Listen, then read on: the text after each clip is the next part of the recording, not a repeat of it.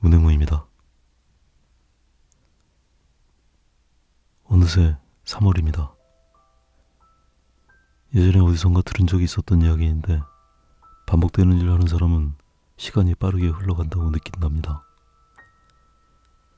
반대로 뭔가 창의적이고 새로운 상황에 자주 일어나는 일을 하는 사람은 상대적으로 시간이 늦게 흐른다고 느낀답니다. 저는 엄청나게 시간이 빠르게 흘러간다고 느껴지는 걸 보면 전자에 가까운 모양입니다.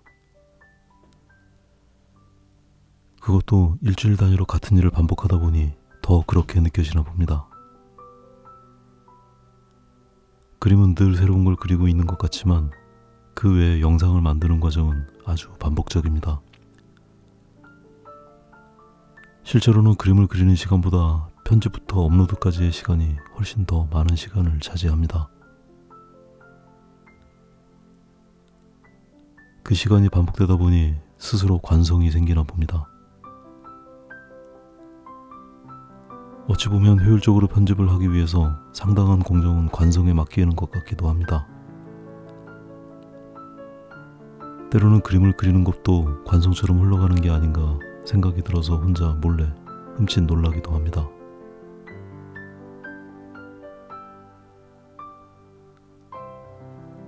이번 그림은 지난번 2만 명 이벤트에 보내주셨던 사진들 중에서 박인호님께서 보내주신 사진을 소환해서 그려보았습니다. 지난번 이벤트에 마지막까지 몇 장을 두고 고민했던 사진 중 한 장입니다. 오스트리아의 도른비른이라는 도시에 출장을 가셨다가 찍으신 사진이랍니다. 사진 한 장으로는 모든 환경을 짐작할 수는 없지만 먼 산에 쌓여있는 눈도 그렇고 길가에 잔설이 남아있는 걸 보면 겨울 끝자락에 조금씩 따뜻해지고 있는 날씨 정도인 것 같습니다. 노면에 습기가 남아있어서 번들거리는 반사가 있는 걸로 봐서는 아침보다는 늦은 오후로 보입니다. 해가 한쪽으로 넘어가 있어서 좁은 차도에는 어둠이 내려앉고 있습니다.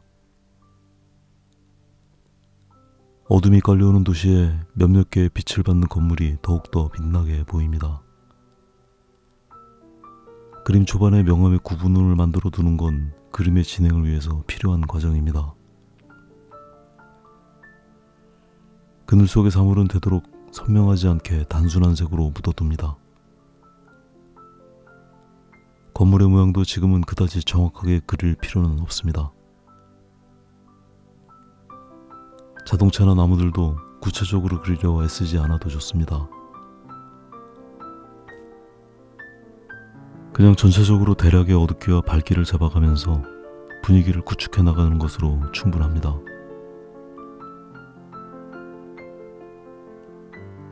지난 영상들에서도 몇 번 말씀드린 적이 있지만 저는 사진의 구도를 그대로 그리는 경우가 별로 없습니다. 보내주신 사진도 정방형의 사진이어서 가로가 긴 비율로 구도를 수정해서 그림에 담았습니다. 제가 사용하는 종이가 정방형이 아니라서 위쪽을 잘라서 수용을 해야 적절하게 화면에 들어갑니다. 본래 구도라는 게 그리는 사람의 취향에 따라서 같은 대상을 그리더라도 수없이 많은 양태로 나타납니다. 사람에 따라서는 가로 구도를 즐기는 사람도 있고 세로 구도를 좋아하는 사람도 있습니다. 그리는 대상에 따라서도 구도가 달라지기도 합니다. 예를 들면 해변이나 들판을 그릴 때는 아무래도 가로 구도로 그리는 게 좋습니다. 인물화를 그릴 때는 대체로 세로로 놓고 그리는 사람이 많은 것 같습니다. 보통 구도를 잡을 때 주제의 위치와 나머지 공간을 효율적으로 배치하는 걸 수용법이라고 하는데 오랜 세월 많은 사람들이 그림을 그리면서 평균적으로 좋다고 여긴 내용을 정리해둔 규칙 같은 게 있습니다.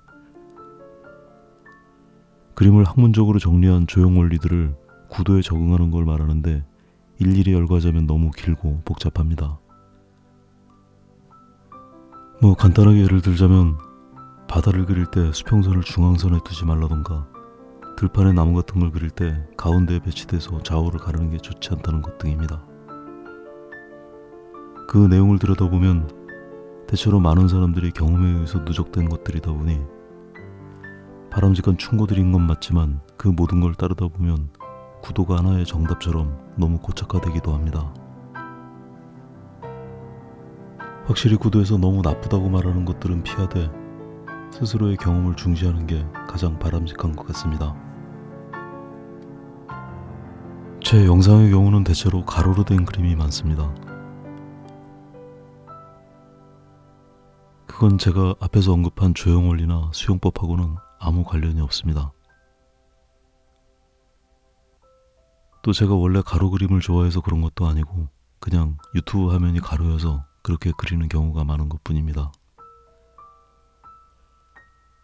어쩔 수 없이 간혹 세로로 그리는 경우도 있기는 하지만 화면에 그림이 너무 작게 나와서 피하게 되는 것 같습니다.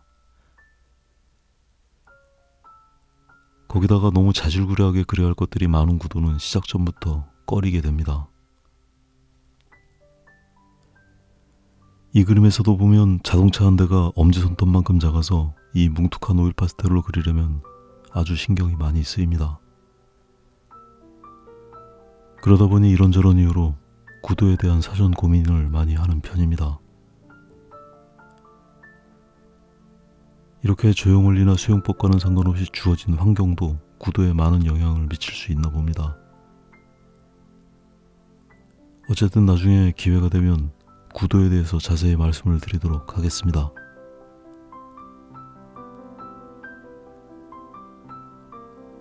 이번 영상은 어쩌다 보니 지난 이벤트의 연장처럼 예고도 없이 박윤호님께서 보내주신 사진을 그리게 되었습니다. 이벤트에 맞춰서 그려드리지 못한 점은 너무 죄송하지만 시일이 지났어도 제 감사한 마음은 알아주셨으면 좋겠습니다. 그렇게 해도 보내주신 모든 분들의 사진을 다 그려드릴 수는 없겠지만 기회가 되는 대로 사진도 소개해드리고 그림도 그려드리도록 하겠습니다. 예고 없이 올릴 예정이라서 허락을 미리 받아둔 것으로 알겠습니다. 다시 한번 소중한 사진 보내주신 모든 분들께 감사드립니다. 오늘은 여기까지 하겠습니다.